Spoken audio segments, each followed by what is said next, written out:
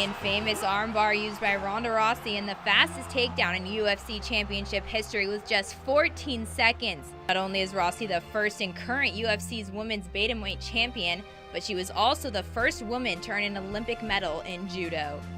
Rousey's success can be contributed to her mother, Dr. Anne-Marie DeMars, who taught Rousey how to throw down. And when I started judo, there were only 3 choices for girls because it was perfectly legal to say, we're not going to allow girls to do this. And everybody just accepted that.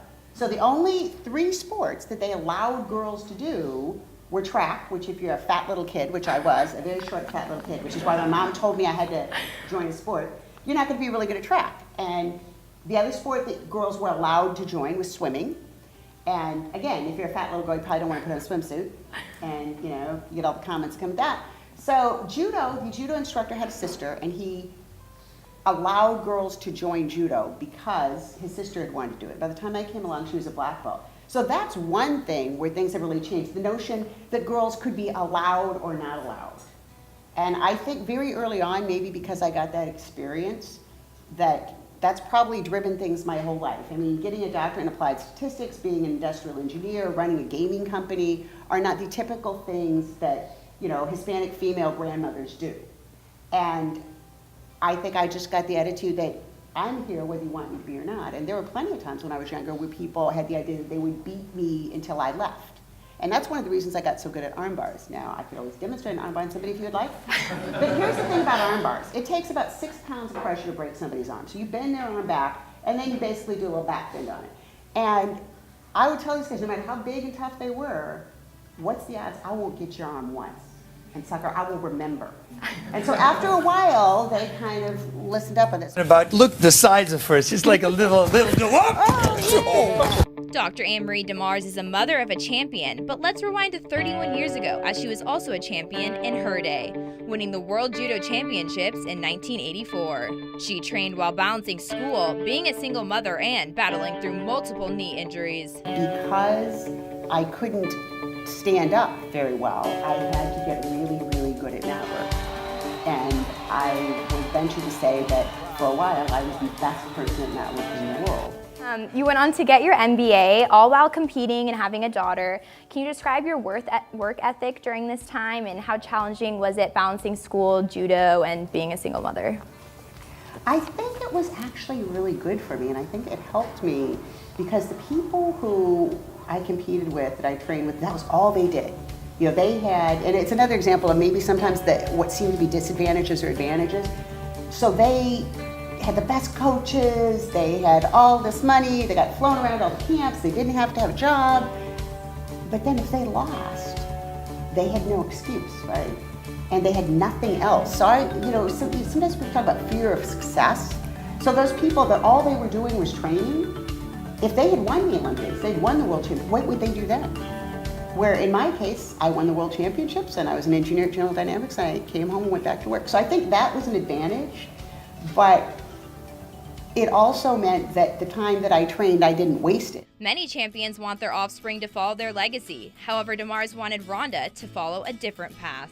I was at USC, so she could have gone to any of 500 different schools free. She could have gone to USC, she could have gone anywhere free. And she decided instead she wants to punch people in the face. One of the nicest things anybody ever said about any of my kids, and I think this describes female empowerment fairly well, Rhonda was a junior and she went to Colorado Springs, the Olympic Training Center, and she was training, and I asked for the coaches' notes. So the coaches will write, this kid's left-handed, they need to work on their mat work, this kid's right-handed, they only attack right off the grip, or whatever. So they write notes about them technically.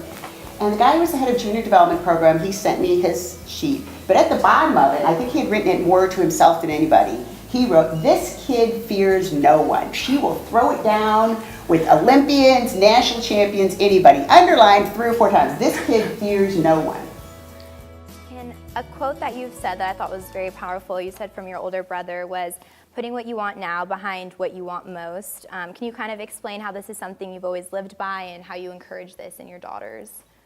Well, somebody asked me this weekend, because my youngest daughter is actually doing really well in soccer now, and she said, to what do you attribute that all 4 of your girls have done really well?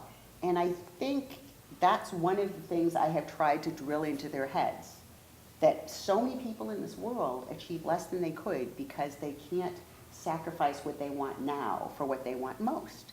You have multiple charities that you donate to. Do you want to mention a few and maybe tell everyone how they can get involved? Well, the Gompers Judo program is one that's kind of near and dear to my heart. So if you don't know where Gompers is, it's in South Los Angeles. It used to be called Watts, but then they decided Watts had a bad rep, so now it's called South Los Angeles. But the school hasn't moved. And Rhonda started it there 5 years ago when her sister, who's a year older, was student teaching and said, could we start a judo program? So she taught there for 2 years, and then when her MMA kind of took off, then I was substituting, and somehow or other I ended up taking it over.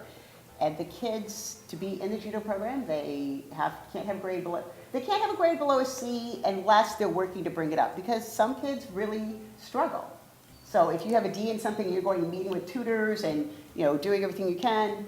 If you have a C in something and you had Bs, then you might not be able to be in the program. So they have to be putting out some real effort on the grades. They can't have any problems in school. If you get in a fight with teacher, if you have an issue with a teacher, you need to man up or woman up, and you need to go meet with that teacher and come back with a letter from the teacher saying it's all right if you come back to judo, which means they need to take some responsibility.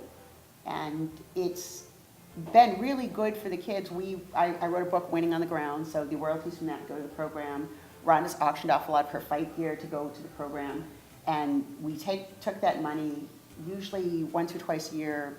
We'll take the kids somewhere locally, and they'll all stay at a hotel at the Sheraton somewhere, and we'll go to the Rainforest Cafe for a team dinner, and we'll set up a couple of practices with, say, High Stand, which is an all-Armenian club.